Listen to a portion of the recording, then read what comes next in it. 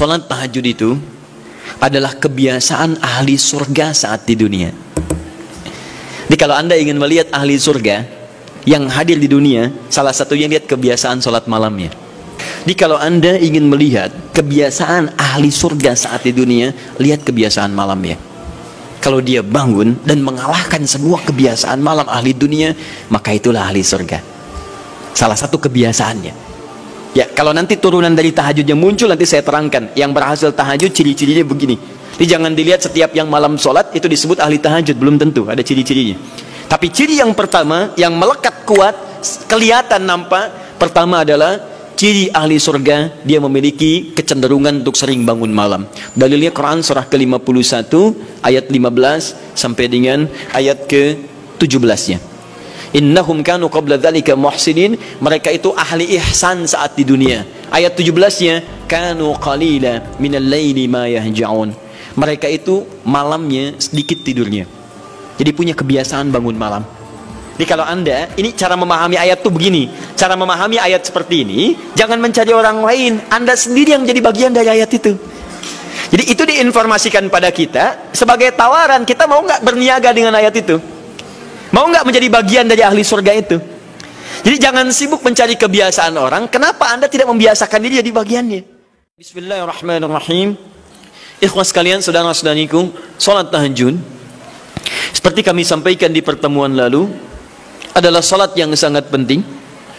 Ingat, kalau di pertemuan lalu kami sampaikan 4 keutamaan tahajud, hari ini saya tambahkan 2 dan 3 yang lain langsung dari Al-Quran. Ya, kemarin saya sampaikan 4 hal. 1, masih ingat Quran surah ke-17 ayat 79 sampai dengan 81 itu. Orang yang rajin tahajud akan mendapatkan 4 keutamaan yang tidak didapatkan oleh orang-orang yang tidak tahajud, sekalipun sholat fardunya begitu khusyuk. Di antum sholat fardu khusyuk, bagus, tapi nggak tahajud, nggak dapat 4 keutamaan itu. Ini sudah saya bahas panjang lebar di pertemuan lalu, saya hanya sebutkan cepat saja. 1, Allah akan mengangkat karir, pekerjaan atau aktivitasnya di tempat yang terbaik. Ya, jadi kalau antum misalnya pengusaha atau orang karir di kantor dan sebagainya, itu akan cenderung kemudian ditolong oleh Allah, diangkat ke tempat yang terbaik. Terbaik itu tidak harus puncak yang paling tinggi, direktur, tidak misalnya. Tapi tempat yang bisa membuat nyaman hidup Anda, sholat bisa nyaman, bergaul juga nyaman, dan tenang kehidupannya. Mungkin level Anda nggak sampai puncak ya direktur utama, mungkin direktur 1, 2 gitu ya. Tapi Anda dijauhkan dari hal-hal yang maksiat, dijauhkan. Sholatnya enak, punya ruangan nyaman dan sebagainya. 2, Allah akan bimbing setiap ahli tahajud. Allah akan bimbing sehingga menjalani awal pekerjaannya dengan begitu mudah. Ya Rabbi adkhilni mudkhalas sidqin. Ya Allah, tolong bimbing saya supaya mengawali pekerjaan dengan cara yang benar. 3, awas hati-hati. Anda memang posisi tinggi, sekarang dapat proyek. Apakah setiap yang dapat proyek menjalani pekerjaannya dengan benar? Belum tentu. Jangan tinggi-tinggi lah. Maaf ya, apakah orang tua yang sekarang menyekolahkan anaknya ke tempat belajar menjalani awalnya dengan benar? Hati-hati ya Bu ya, Pak. Bapak Ibu menyekolahkan anak dengan awal yang salah, maka memberikan jalan keburukan ketika dia belajar. Saya katakan jangan pernah Anda masukkan anak Anda ke sekolah dengan menyogok. Bayar sekian supaya masuk, menyalahi aturan. Kalau awalnya sudah salah, bagaimana anak Anda bisa belajar dengan benar? Mustahil mendapatkan sesuatu yang tidak baik. Yang baik itu mustahil didapatkan. 3, wa akhrijni mukhrajas sidqin. Allah berikan jalan keluar terbaik dari persoalan yang dirasakan. Di ahli tahajud itu setiap punya masalah, bukan nggak dapat masalah ya, bukan tidak bermasalah hidupnya. Dia mendapat ujian juga. Cuman sebelum diuji, diringankan masalahnya. Sehingga seakan-akan nggak punya masalah. Padahal sama dengan yang lain. Cuma saat akan dia lalui, Allah ringankan persoalannya sehingga mudah dilalui. Dan yang keempat ini yang hebat. Ya, waj'alni min ladunka sultanan nasira. Allah akan tolong langsung orang ini ketika ada lingkungan sekitar yang akan menyakiti atau menjahilinya. Kalau diisengi orang, diganggu orang dan sebagainya, ini orang-orang seperti ini langsung mendapatkan perlindungan dari Allah Subhanahu wa taala. Ada satu kali, ini kisah nyata, seorang saleh ahli tahajud Sampai saking ahli tahajudnya tidak ingin meninggalkan kebiasaan ini. Ini sangat nyata kisahnya dan tidak mengarang. Satu kali Pak, kemudian malam-malam dia perjalanan dengan rombongan. Begitu perjalanan orang-orang tidur, sampai dia mengendap-endap, kebiasaannya tidak ingin diketahui oleh orang lain. Satu malam kemudian dia bangun setelah orang lain tidur, masuk dia sedikit ke area sedikit ada dalam hutan. Begitu sedang menunaikan sholat, dia duga kemudian tidak ada orang lain yang melihatnya. Ternyata ada satu orang atau beberapa yang kemudian tergerak, mendengar suara dan menyaksikan kebiasaan dia. Anda tahu apa yang terjadi? Dan inilah yang disampaikan oleh orang-orang yang melihat itu. Begitu sedang sholat, teman-teman sekalian, tiba-tiba baru bertakbir malamnya, lompatlah dikisahkan seekor harimau di depannya. Dalam keadaan yang sudah lapar. Saya mau tanya pada bapak ibu, begitu sholat misalnya Allahu Akbar, tiba-tiba samping ada harimau. Wow. Apa yang dilakukan? Kabur. Udah gak panjang pikirnya, kabur gitu kan.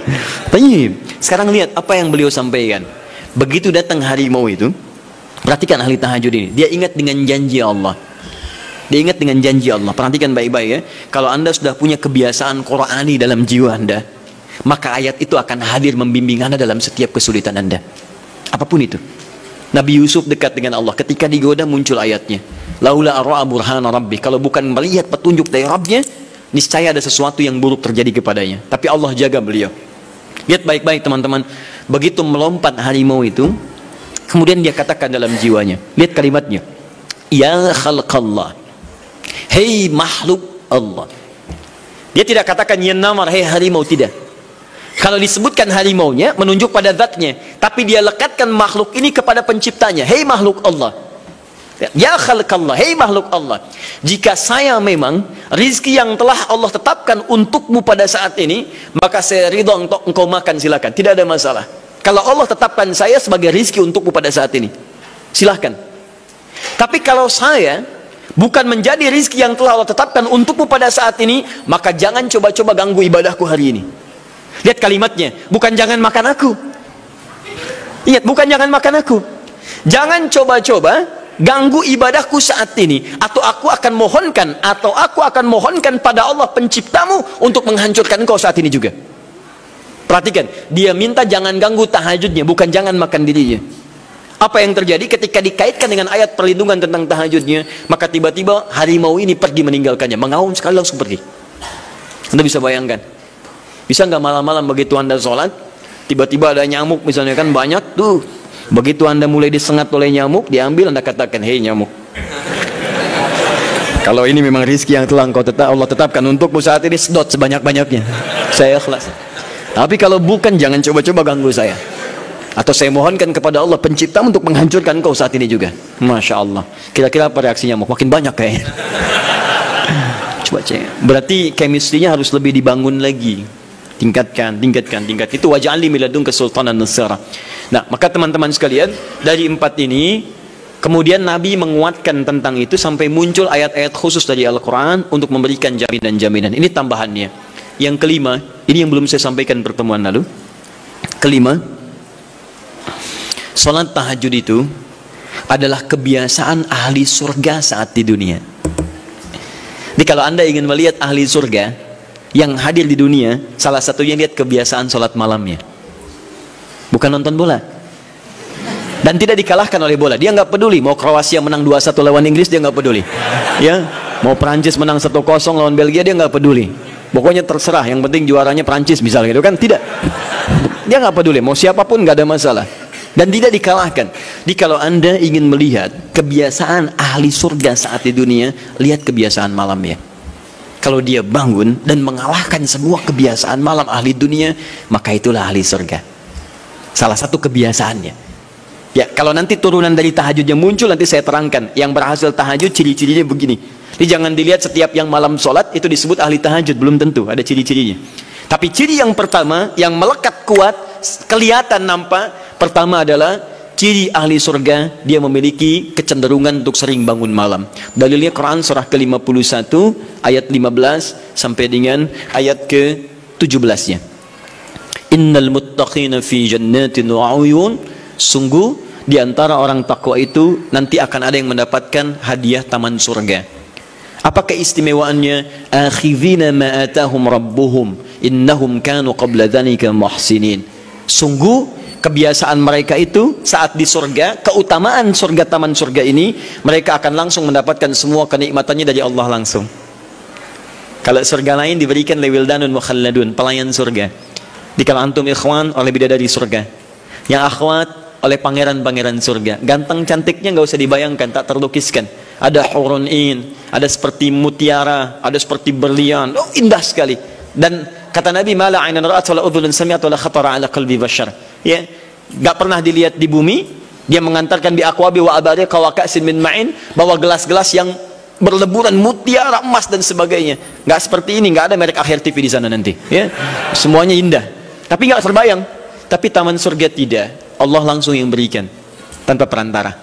Kun fayakun, gak usah dibayangkan, laisa kamitslihi syai', ada seketika. Tapi yang hebat, apa kebiasaan ini? Kata Al-Quran langsung, ini Allah yang mempersaksikan. Innahum kanu qabla dzalika muhsinin, mereka itu ahli ihsan saat di dunia. Ayat 17-nya, kanu qalila minal laili ma yahja'un. Mereka itu malamnya sedikit tidurnya. Jadi punya kebiasaan bangun malam. Jadi kalau Anda, ini cara memahami ayat itu begini. Cara memahami ayat seperti ini, jangan mencari orang lain. Anda sendiri yang menjadi bagian dari ayat itu. Jadi itu diinformasikan pada kita sebagai tawaran. Kita mau nggak berniaga dengan ayat itu? Mau nggak menjadi bagian dari ahli surga itu? Jadi jangan sibuk mencari kebiasaan orang. Kenapa Anda tidak membiasakan diri jadi bagiannya? Ya. Jadi coba cek dari keluarga. Ada nggak sudah jadi bagian dari ahli surga di keluarga Anda? Sekarang pulang ke rumah, coba lihat dari sekian orang yang ada di rumah berapa yang bangun. Mula-mula cuma 2 orang menikah suami istri belum bangun. Allah kirimkan anak belum bangun. Sudah ada cucu belum bangun. 10 orang di rumah nggak ada yang bangun. Masa satu pun nggak ada yang jadi ahli surga? Ayo coba. Makanya karena saking tingginya ayat ini, Nabi sampai membangunkan istrinya, membangunkan menantunya, membangunkan anaknya Fatimah Az-Zahra, menantunya Ali bin Abi Thalib. Dibangunkan oleh beliau, ayo bangun, bangun, bangun. Saking inginnya keluarga Nabi terpancar cahaya surga sejak mulai di dunianya. Tahun-tahun pulang ke rumah ya, coba lihat tuh. Anak-anak yang di pesantren kalau pulang dan sebagainya, malam bangun nggak dia? Coba biasakan, bangun, bangun, bangun. Dan Anda akan rasakan hal yang sangat berbeda. 2. Tadi tambah 1 ya, berarti 5. Sekarang yang ke-6. Orang-orang yang rajin bangun malam itu orang-orang yang mendapatkan pujian langsung dari Allah Subhanahu wa ta'ala. Jadi kalau Anda ingin melihat orang yang dipuji Allah, itu lihat orang yang sering bangun malam, tahajud. Di antara dalilnya Quran surah ke-32 ayat ke-16.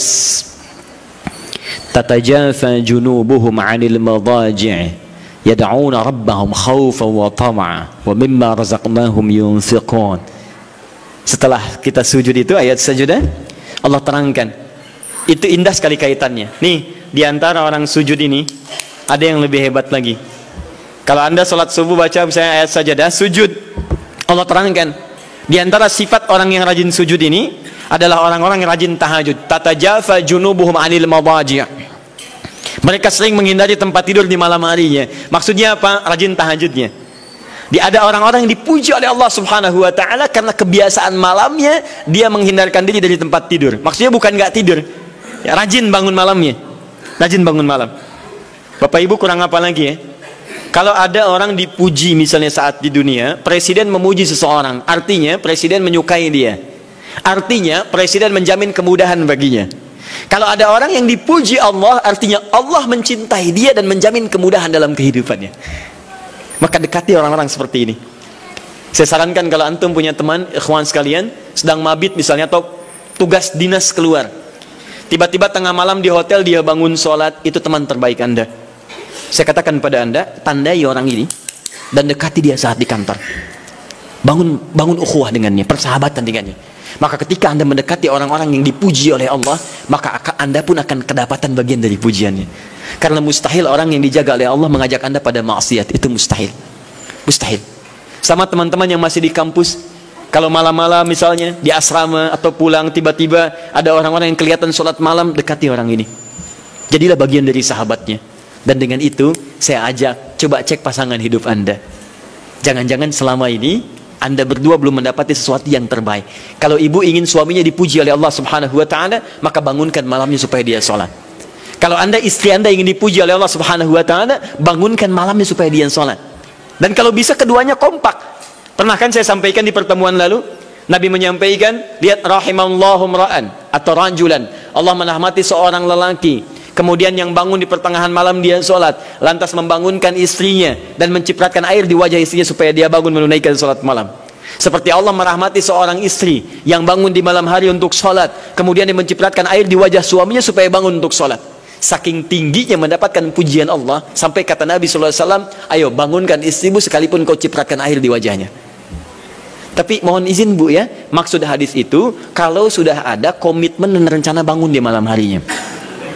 Ingat ya, bukan ibu ngaji sekarang suami nggak hadir, terus dengar itu terus nggak punya rencana. Aduh saya pengen suami dipuji Allah, masya Allah malam-malam segayung Pak. Mama kenapa? Hadis Nabi Pak. Oh hadis Nabi. Aduh siapa yang ngajarin? Nah, itu yang repot. Paham ya? Baik. Sudah yang terakhir. Ini menunjuk pada keutamaan tahajud. Kemarin 4 saya tambahkan jadi 3. 1 masih ingat tadi yang pertama apa? Allah Subhanahu wa taala menjamin ia sebagai ahli surga, kebiasaan yang ada di dunia. Yang kedua, Allah memuji orang ini. Dan yang ketiga, tahajud itu kebiasaan orang soleh yang ditekankan oleh Al-Quran dan hadis Nabi SAW. Kebiasaan orang-orang soleh. Jadi kalau yang pertama ahli surga, kedua dipuji Allah, yang ketiga langsung dikuatkan orang-orang soleh.